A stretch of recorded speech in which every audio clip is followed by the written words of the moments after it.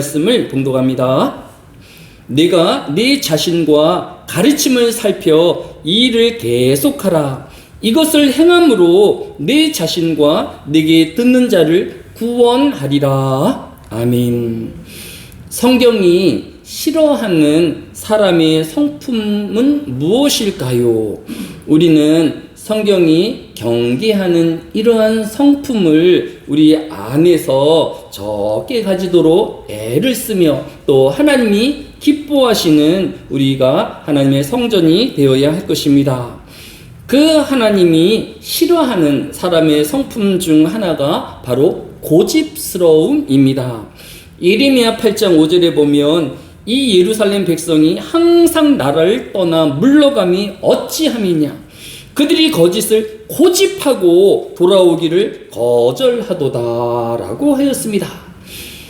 하나님을 떠난 이스라엘 백성들은 그가 거짓된 우상들을 섬기면서 그럼에도 불구하고 그들은 자신의 이 거짓된 자신이 알고 있는 그런 것들을 계속 고집하여서 결국은 하나님께로 돌아오지 못하였던 것입니다.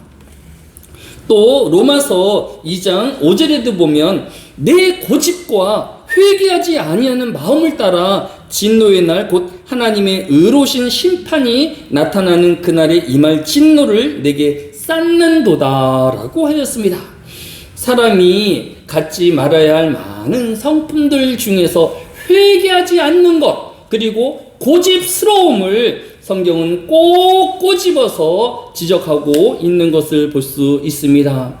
사람의 잘못된 고집스러움이 얼마나 하나님께서 싫어하시고 경계하는 성품인지를 우리에게 잘 보여주고 있는 것입니다.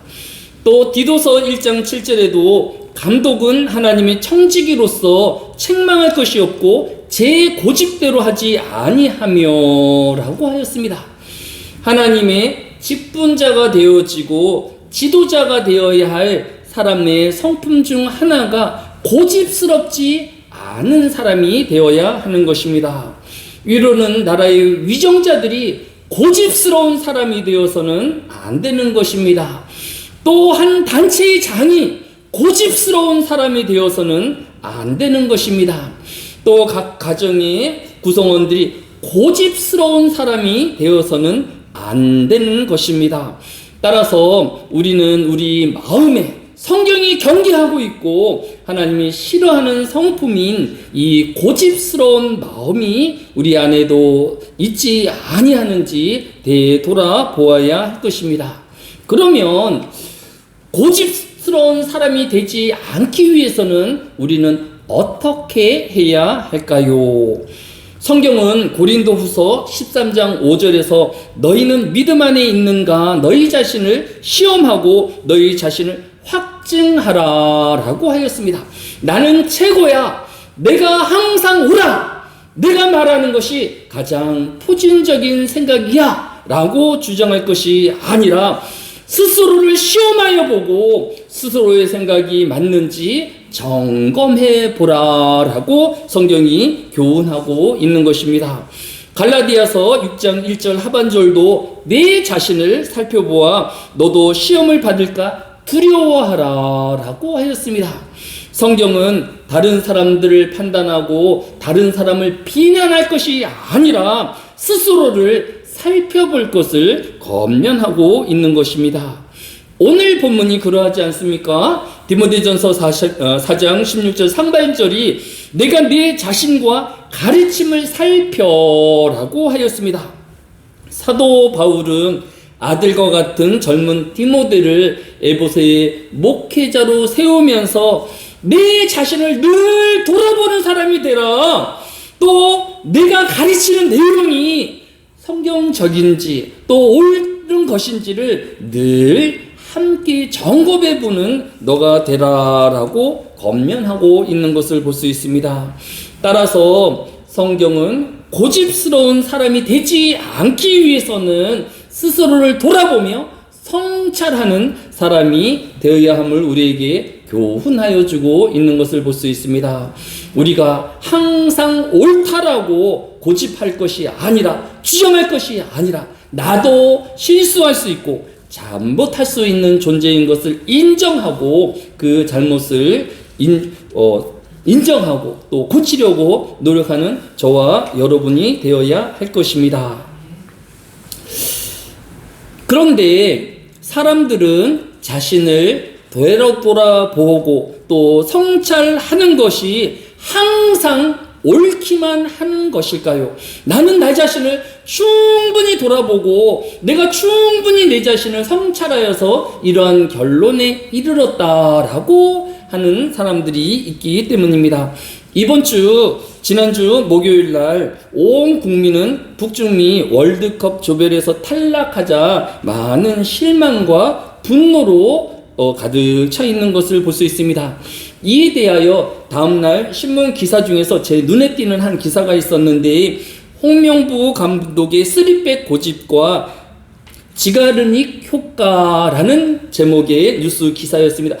이 기사가 상당히 호기심도 있고 또 관심이 있어서 쭉 읽어보니까, 첫 번째 이 기사를 쓴 기자는 국가 감독인 홍 감독이 2016년 고려대에서 축구 대표팀 감독 경험에 대한 자모나 기술지라는 논문으로 박사학위를 받은 사람이다라고 소개하였습니다.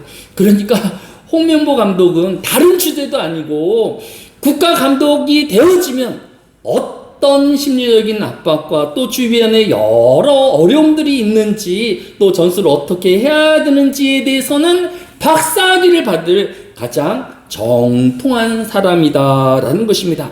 그런데 그가 이론적으로는 국가 감독에 대한 여러 지식은 가지고 있을지 모르지만 그 성찰이 이번 경기장에서 충분히 발휘되지 못하였다라고 문제점을 지적하였습니다. 그러면서 왜 그러면 그가 자신에 대해서는 그렇게 잘못된 결정을 하였는가에 대해서 이론을 제시한 것이 지가르닉 효과라는 이론을 가지고 왔습니다.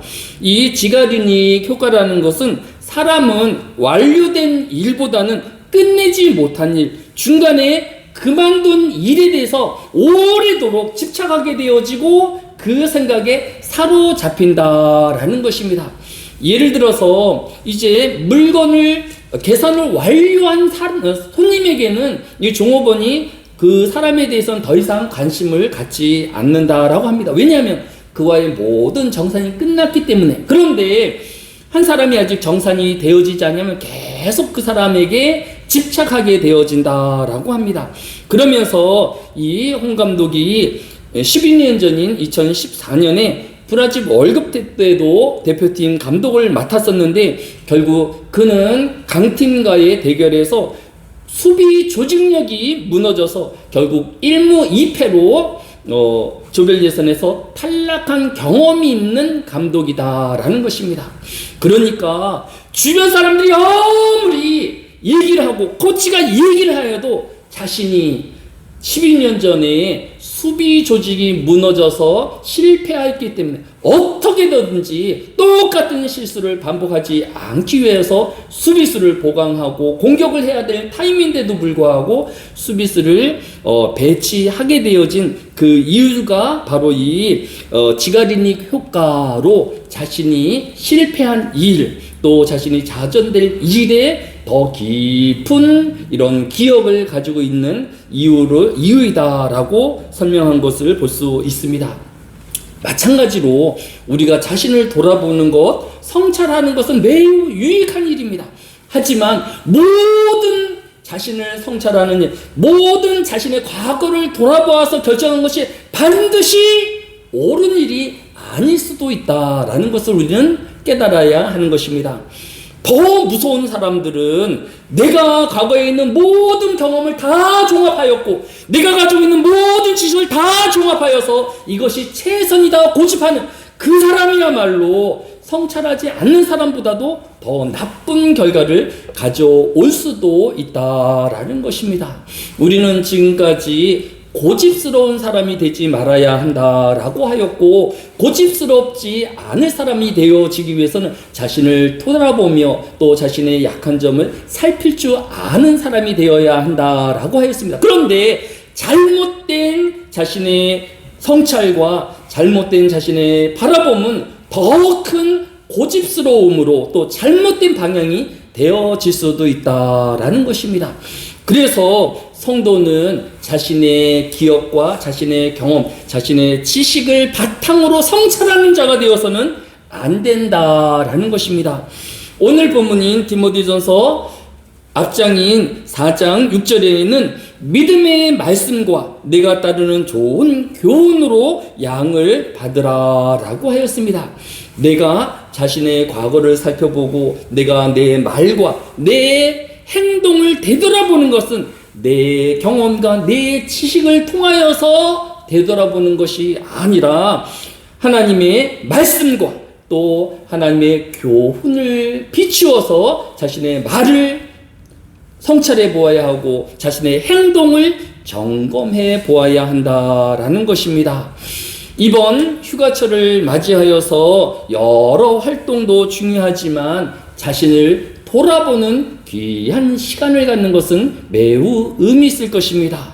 그리고 더 그 자신을 돌아봄을 빛나게 하기 위해서는 자신의 경험과 지식이 아닌 하나님의 말씀과 하나님의 교훈으로 자신의 말들을 또 자신의 행동들을 되돌아보는 귀한 시간 되어지기를 예수님의 이름으로 축복합니다.